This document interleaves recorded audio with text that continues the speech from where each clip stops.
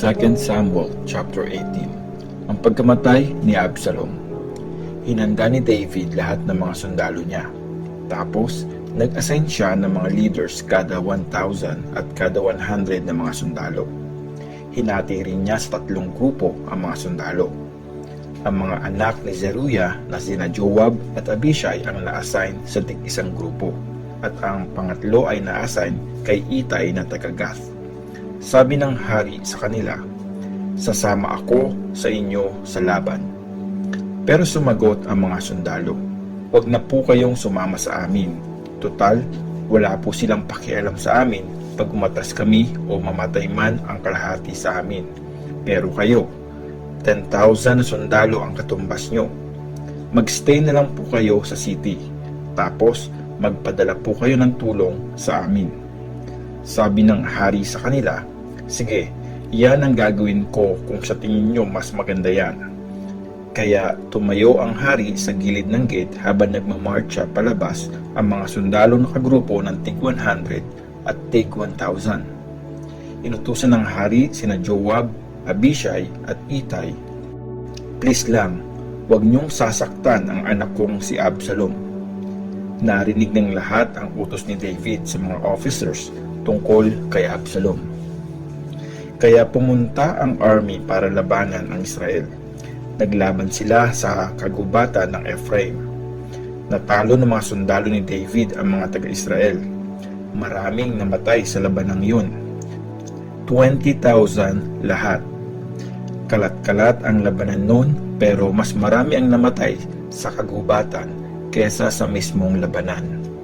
Nagkataon na nakatapat ni Absalom ang mga personal na tauhan ni David. Nakasakay sa donkey si Absalom noon. Tapos, dumaan sa ilalim ng makapal na sanga ng oak tree yung donkey. Sumabit ang buhok niya sa puno. Tapos, naiwan siyang nakasabit habang yung donkey tuloy sa pagtakbo. Isang lalaki ang nakakita sa kanya at sinabi nito kay Joab, "Nakita ko si Absalom na nakasabit sa oak tree." Sabi ni Joab sa lalaki, "Ano? Nakita mo na pala. Bakit hindi mo pa siya pinatay? Eh di sana nabigyan kita ng belt at 10 pieces ng silver." Pero sumagot ang lalaki kay Joab, "Kahit mahawakan ko pa ang 1,000 na silver, hindi ko magagawang saktan ang anak ng hari. Narinig namin ang utos ng hari sa inyo, pati kina Abishai at Itay."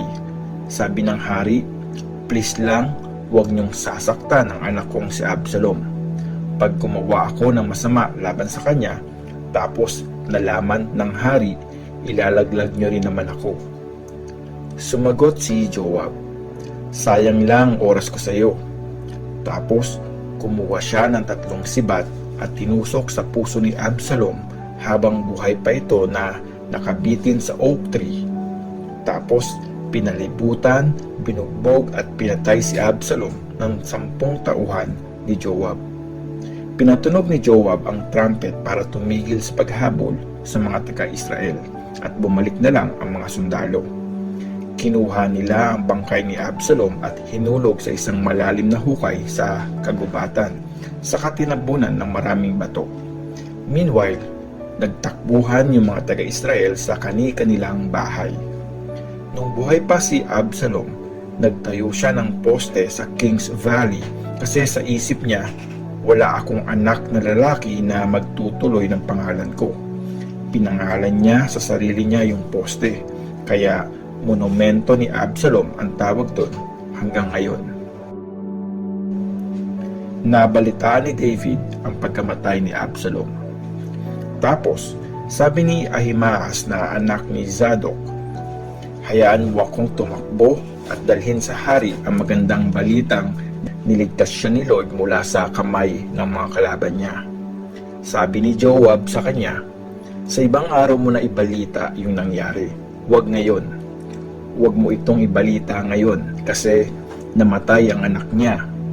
Pero inutusan ni Joab ang isang taga-Ethiopia, "Umalis ka at sabihin mo sa hari ang nakita mo." Yumuko ang taga-Ethiopia kay Joab at saka umalis. Tapos Nagsalita ulit si Ahimaas na anak ni Zadok kay Joab. Mangyari na ang mangyari, payagan mo rin akong humabol sa taga-Ethiopia na yon.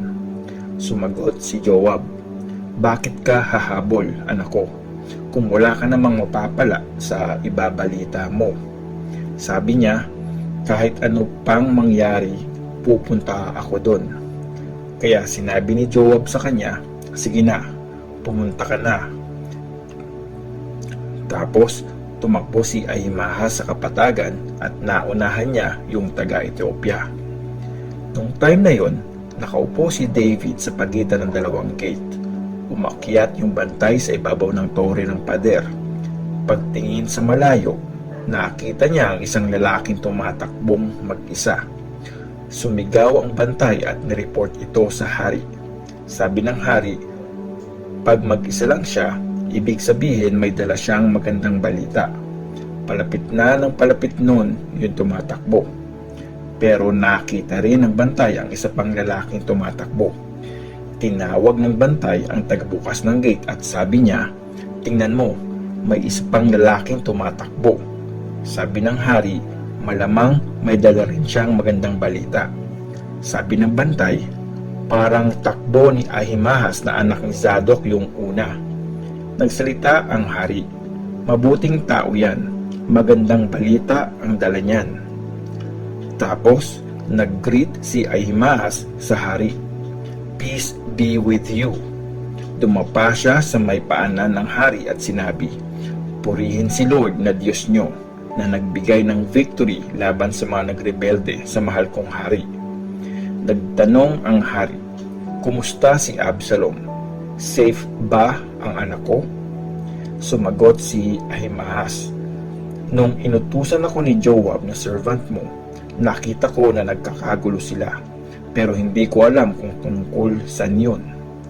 Sabi ng hari, tumayo ka muna doon sa tabi, at yun nga ang ginawa niya. Tapos dumating yung taga-Ethiopia. Sabi nito, magandang balita para sa mahal kong hari. Iginanti ka ni Lord ngayon. Niligtas ka niya sa kapangyarihan ng mga kumakalaban sa iyo. Tinanong siya ng hari, kumusta si Absalom? Safe ba ang anak ko? Sumagot ang taga-Ethiopia, matulad sana sa lahat ng mga kumakalaban at nagrebelde sa inyo ang nangyari sa batang yun. Sobrang nalungkot ang hari kaya humahagulgol siyang umakyat at pumasok sa kwarto sa itaas ng tore. Habang papunta doon, sabi niya, o anak kong Absalom, aking anak, Absalom, aking anak, sana ako na lang ang namatay at hindi ikaw. O Absalom, anak ko, anak ko.